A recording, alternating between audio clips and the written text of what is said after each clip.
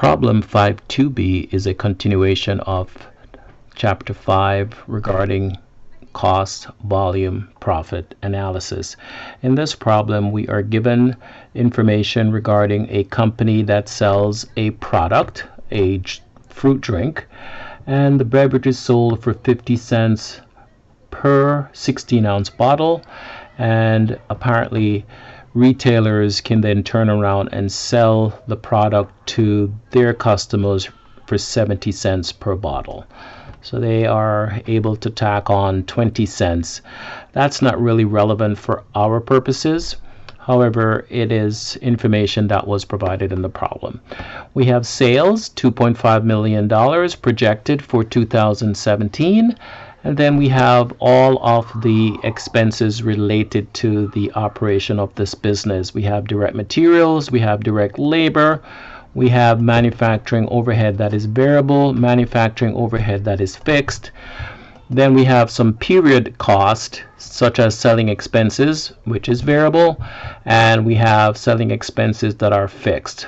Finally, we have fixed and variable administrative expenses.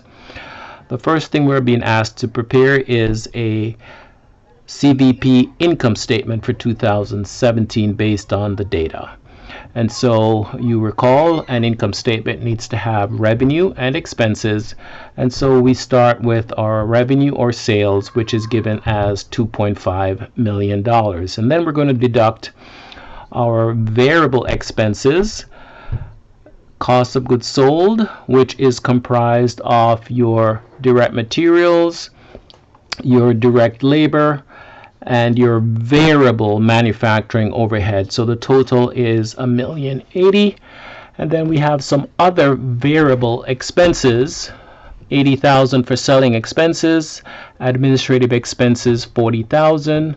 So the sum of our variable expenses, $1.2 million, we subtract from our sales and we get our total contribution margin of $1,300,000. Next, we deduct our fixed expenses. We're looking here for direct cost of goods sold as well as fixed selling and administrative expenses. And so we were told that we have manufacturing overhead that is fixed of $380,000, so that's part of the cost of goods sold, which is reported here. And then we have our fixed selling and administrative expenses, which were given to us as well. So when we add all of the fixed cost, we get a total of $780,000, which we then subtract from the contribution margin to get our operating income of $520,000. Next, we need to calculate the break-even point in units and dollars. Recall that the formula for break-even point in units is to take your fixed cost and divide it by your contribution margin.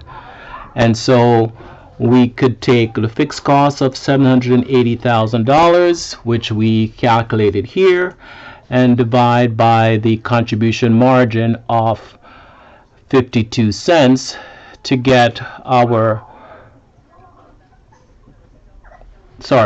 divide by the contribution margin of 26 cents to get our total sales in units of 3 million. Notice that in order for us to get our variable cost per unit, we had to divide our total variable cost by the number of units. And so if you took 50 cents and divided it into 2.5, you would get the total number of units, and that would tell us what the variable cost per unit is. And so in this case, we have a variable cost per unit of 24 cents. So we subtract from the selling price, which we're told is 50 cents, and so we get a contribution margin per unit of 26 cents. So that turns out to be 3 million.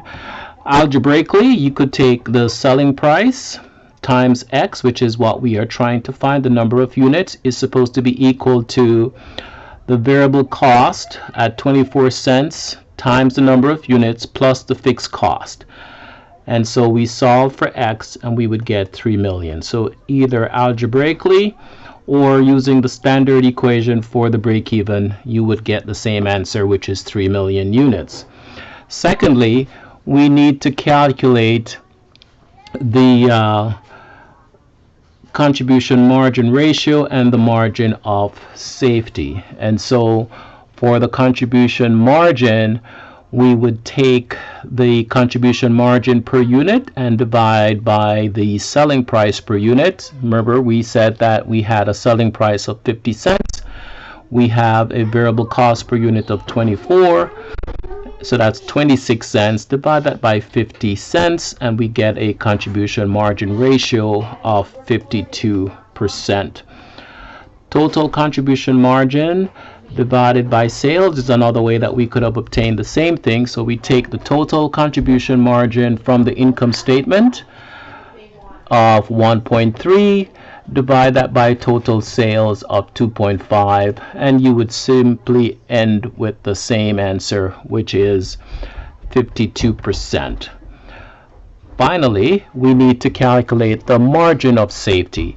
How much wiggle room, if you will, do we have between where we are or where we're projected to be and our break-even? And so the margin of safety is the actual or budgeted sales minus the break-even sales. And if you want to express that as a ratio of your budgeted sales, then you would divide by your budgeted sales. So in this example, we have $2.5 million. That's where we are budgeting to operate for this year. The break-even we calculated to be 1.5 million. And so the margin of safety would be $1 million. You divide that by 2.5 million and your margin of safety is 40%. The larger this number is, the more room you have for your sales to decline before you would get to break even. And so in this case, we could have a 40% decline in our sales and we would at worst be at break even. The required sales for the last part of this problem, they want us to compute the sales that we would need to generate in order to operate, to have an operating income of 624,000. Recall that currently they're at 520 and they would like that number to be 624,000. The quickest way to do that is to take your fixed cost, 780, add the desired profit and divide by the contribution margin. And we have here a contribution margin ratio, you recall, of 52%. And so if we divide, we need to generate sales of $2.5 million. If you wanted to find the required sales in terms of units, you would take the contribution margin per unit and divide into the fixed cost plus the desired profit.